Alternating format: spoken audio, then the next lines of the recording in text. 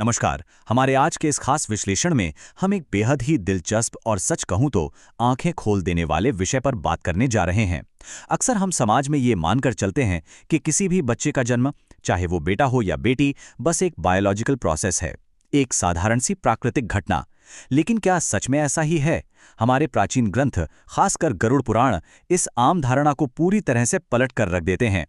आज हम जिन तथ्यों को डिकोड करने वाले हैं वो ये साबित करते हैं कि एक बेटी का जन्म किसी भी एंगल से कोई साधारण घटना नहीं है, बल्कि यह एक बहुत ही गहरा, ब्रह्मांडीय और आध्यात्मिक फैसला है। इस चर्चा के अंत तक मुझे पूरा यकीन है कि जन्म को देखने का हमारा नजरिया हमेशा के लिए बदलने वाला है। तो चलिए शुरू करते हैं। तो चलिए सीधे इस अहम सवाल पर आते हैं।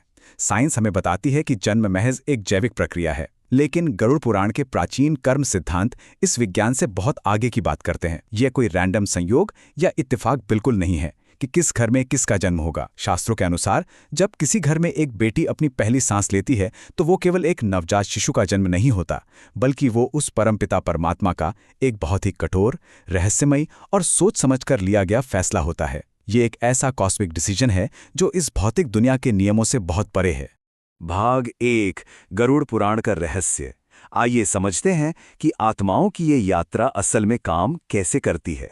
गरुड़ पुराण में यमराज और पक्षीराज गरुड़ के बीच आत्माओं के सफर को लेकर एक बहुत ही गहरा संवाद मिलता है।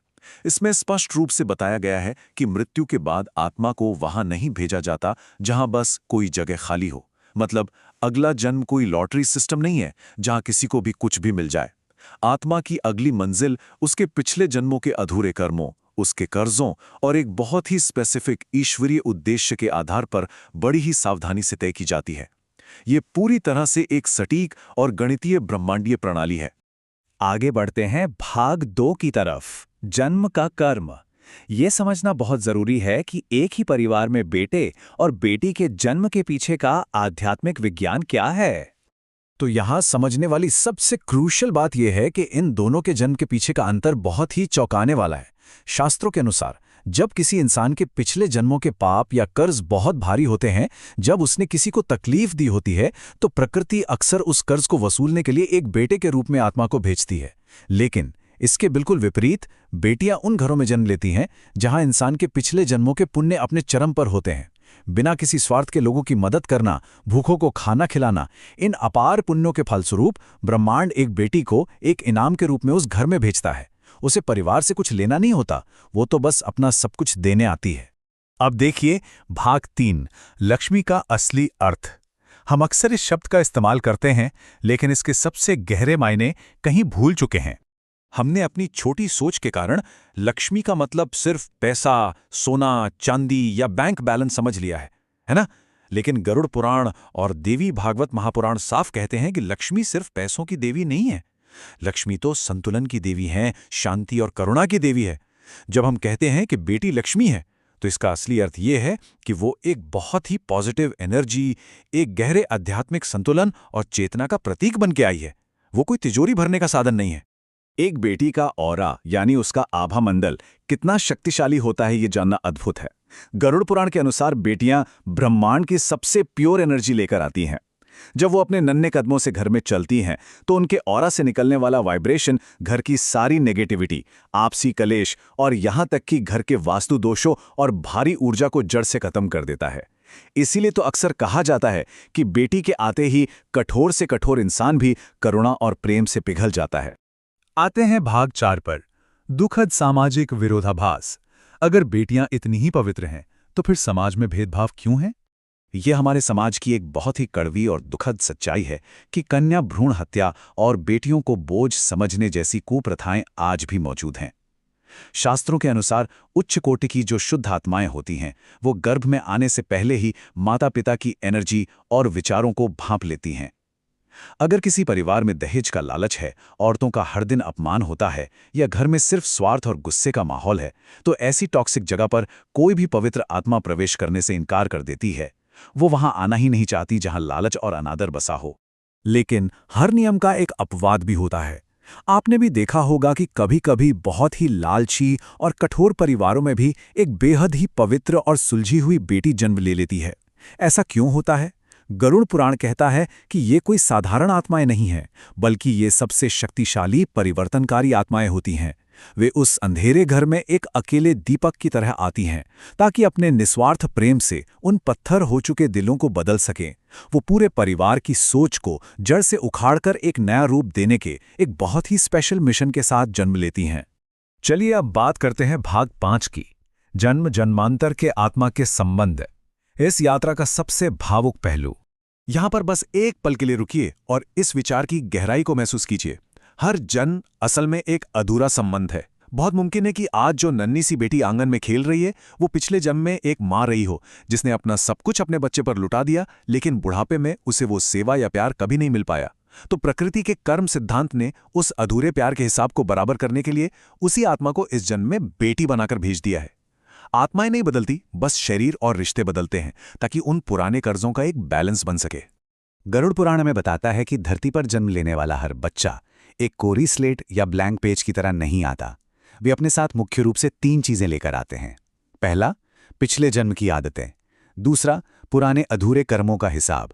और तीसरा, एक तय किया हुआ ईश्वरीय उद्देश्य। और मजे की बात यह है कि ये तीनों चीजें किसी भी छोटी बच्ची के रोजमर्रा के स्वभाव, उसकी रुचियों और उसकी आदतों में बिल्कुल साफ साफ देखी जा सकती हैं। तो अब इस स्लाइड में जो हम देख रहे हैं वो सच में बहुत इंटरेस्टिंग है। कैसे एक बच्ची का प्राकृतिक स्वभाव उसके पिछले जन्म की कहानी सुनाता है। अगर कोई बच्ची बहुत दयालु है, बिना कहे अपनी चीजें बांटती है, तो वो शायद पिछले जन्म की कोई संत हो। जो बच्ची बहुत निडर है, लड़कों से भी ज्यादा हिम्मत दिखाती है, वो शायद कोई योद्धा हो जो परिवार को निडरता सिखाने आई है। और जो बच्ची हर पुरानी रूढ़िवादी बात पर सवाल पूछती है, वो एक विद्रोही आत्मा है जो उस घर की पुरानी सोच को बदलने का दूत बनकर आई है। ये एक थोड़ा सेंसिटिव टॉपिक है। कई बार कुछ घरों में एक बहुत ही दर्दनाक घटना होती है, जब एक छोटी बच्ची बहुत कम उम्र में ही दुनिया छोड़ जाती है।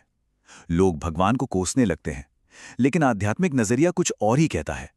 ये वो आत्माएं होती हैं जिनका धरती पर केवल कुछ ही सालों का एक बहुत छोटा सा कर्म अनुबंध या कहें कॉन्ट्रैक्ट था। वे अपना मैसेज देकर और पुण्यों का संतुलन बनाकर अपनी आगे की यात्रा पर निकल जाती हैं। यह किसी ईश्वरीय श्राप की तरह नहीं है, बल्कि दुनिया के मोह से आजाद करने का एक बहुत ही गहरा आध्यात्मिक पाठ है। अब आते हैं अपने आखिरी हिस्से पर, भाग 6, माता पिता का आध्यात्मिक कर्तव्य। इन सभी रहस्यों को समझने के बाद पृथ्वी पर माता पिता की जिम्मेदारियां क्या हैं? गरुड़ पुराण से हमें यहाँ एक बहुत ही सख्त चेतावनी मिलती है। यदि कोई भी परिवार बेटी के जन्म से जुड़े इस कर्म विज्ञान को समझता है, तो वो ये भी जानेंगे कि बेटी को उसके भाई से कम आंकना, उसकी आज़ादी छीनना या उसके सपनों को दबाना एक भारी भूल है। ये सिर्फ एक सोशल प्रॉब्लम नहीं है, बल्कि एक बहुत बड़ी आध्यात्मिक गलती है। ऐसा करने से परिवार के जो भी संचित अच्छे कर्म हैं, वो तुरंत जलकर नष्ट होने लगते हैं और घर में दरिद्रता और क्लेश का वास हो जाता है। तो फिर सही मार्ग क्या है? शास्त्रों के अनुसार जब कोई पवित्र आत्मा बेटी के रूप में आती है, तो माता पिता का ये फर्ज है कि वे उसे दुनिया की सबसे बेहतरीन शिक्षा दें। सुरक्षा के नाम पर उसे किसी पिंजरे में कैद करने की बजाय उसे स्वतंत्र निर्णय लेने की पूरी आज़ादी दें और बेटों के बिल्कुल समान अधिकार दें।